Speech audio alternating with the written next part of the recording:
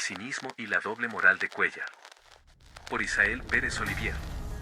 Si esto no es un uso ilícito de atribuciones y facultades por el uso indebido de recursos públicos, además de un descarado tráfico de influencias, lo que comúnmente se conoce como corrupción, no sé qué sea, y si hay alguien que me diga lo contrario, entonces no sé cómo se le podrá llamar a la forma en que los funcionarios del gabinete estatal se conducen de manera cotidiana. Ya antes nos habíamos enterado de que el helicóptero del gobierno había trasladado a Linda Marina Munive Temoltzin del estado de Morelos a la capital tlaxcalteca tras sufrir un accidente, también, que el mismo aparato hizo el traslado en 6 ocasiones de órganos de donantes locales a otras entidades del país, además de haber participado en el desastre por el huracán Otis en Acapulco.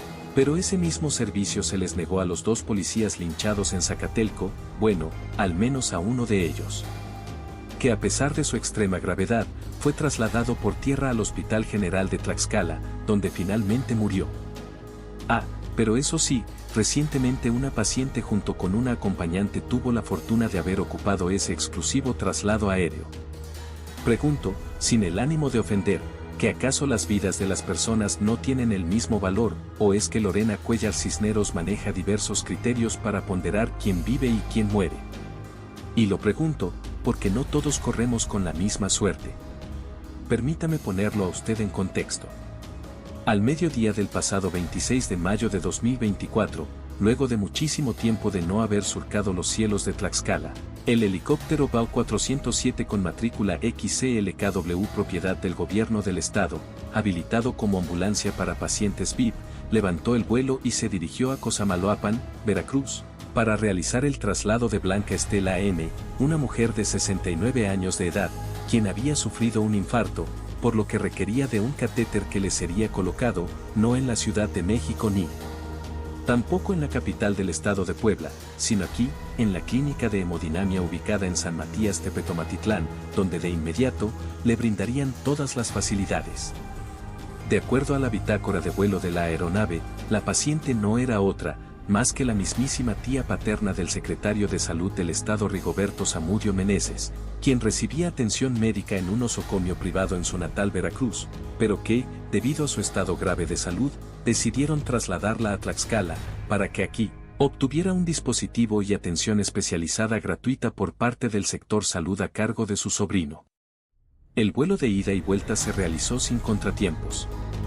Y tras el cateterismo cardíaco al que se sometió la paciente en la clínica de hemodinamia, fue trasladada al área de terapia intensiva del Hospital de la Mujer, donde ya la esperaba el personal médico, exceptuando al internista o intensivista, con el que no contaba el nosocomio en ese preciso momento. Para garantizar personalmente la atención de su familiar, en punto de las 18 horas, a bordo de una camioneta marca Nissan, tipo X-Trail, color gris oscuro, con placas de circulación XWG-795C, cuyas láminas están cubiertas por una mica para evadir el registro de las cámaras de video y fotos, con torretas y códigos encendidos. Como si se tratara de una patrulla, el secretario de Salud Rigoberto Zamudio Meneses ingresó por el estacionamiento del Instituto Tlaxcalteca de Asistencia Especializada a la Salud, ITAES, para verificar que el servicio médico que recibiría su tía fuera de primera y no el ordinario al que se somete cualquier pelado. Sí, ya sé, que con esas acciones se le salvó la vida a una persona y que eso es lo único importante del asunto, pero en lo personal, no me queda del todo claro, porque el secretario de Salud Rigoberto Zamudio Meneses usó la ambulancia aérea que nunca ocupamos los tlaxcaltecas, y me pregunto, ¿cuánto le costó al gobierno de Tlaxcala el viaje, quién pagó el catéter, quien le autorizó toda la logística de la urgencia médica familiar, porque no fue atendida la paciente en otro nosocomio privado o público en Xalapa o en el puerto de Veracruz? ¿Por qué el secretario de Salud utiliza las claves de una torreta y por qué le colocó micas a las placas de su camioneta con las que puede evadir las cámaras no solo de las fotomultas sino hasta las de seguridad del C5I? Y derivado de lo anterior, ¿cuántos delitos se configuraron, cuántas leyes y reglamentos se violaron o se infringieron? Pero, sobre todo, ¿quién o quiénes resultarán responsables de los hechos antes citados? Sin ponerme exquisito ni sobrado con los temas legales, me remito al Código Penal para el Estado Libre y Soberano de Tlaxcala, que en su artículo 160 señala que el servidor público que otorga concesiones, permisos, licencias, adjudicaciones o autorizaciones de contenido económico de manera ilegal está cometiendo el delito de uso ilícito de atribuciones y facultades. En este caso, el uso del helicóptero oficial para fines personales o familiares sería una concesión indebida de un recurso público.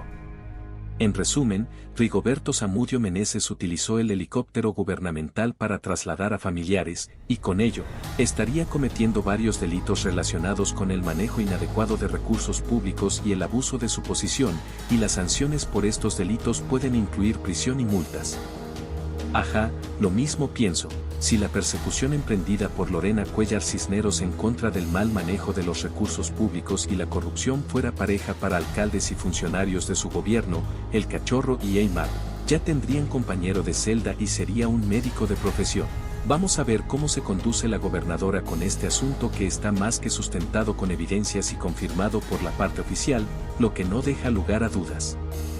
Pero para mí que la titular del Ejecutivo seguirá con su cacería de brujas para llenar la cárcel de presos políticos, mientras que sus funcionarios abusan del erario y del poder con total impunidad. Se tenía que decir y se dijo. Las breves de la semana. Sin importar los resultados de la jornada electoral del domingo, dos proyectos políticos se consolidan y se perfilan para la sucesión gubernamental del 2027. Juan Manuel y Rodrigo serán figuras estelares en las próximas decisiones ciudadanas. Bueno, eso sí es que no terminan siendo encarcelados por ser adversarios políticos de la mujer más votada de la historia. Como suele pasar. Quiso rescatar lo poquísimo que le queda de dignidad y dicen que presentó su renuncia al cargo de secretario de Seguridad Ciudadana de Tlaxcala, pero no se la aceptaron hasta que concluya el actual proceso electoral. Así es que el capitán de fragata Alberto Martín Perea Marrufo ya tiene hechas las maletas para dejar atrás a Tlaxcala y a sus dos elementos muertos por culpa de su grave omisión. En fin, un rumor. Hay quienes afirman que un legislador federal anda muy movido en los dominios de Ernestina Carro, para hacer valer el peso de su charola, pero sobre todo, su cercanía con la gobernadora para negociar un tema familiar. Pues me aseguran que a uno de sus consanguíneos lo están acusando de desvivir a una mujer. ¿Será? A mí ya nada me sorprende porque vivimos en los tiempos de la 4T. ¿Y a usted? Hasta la próxima.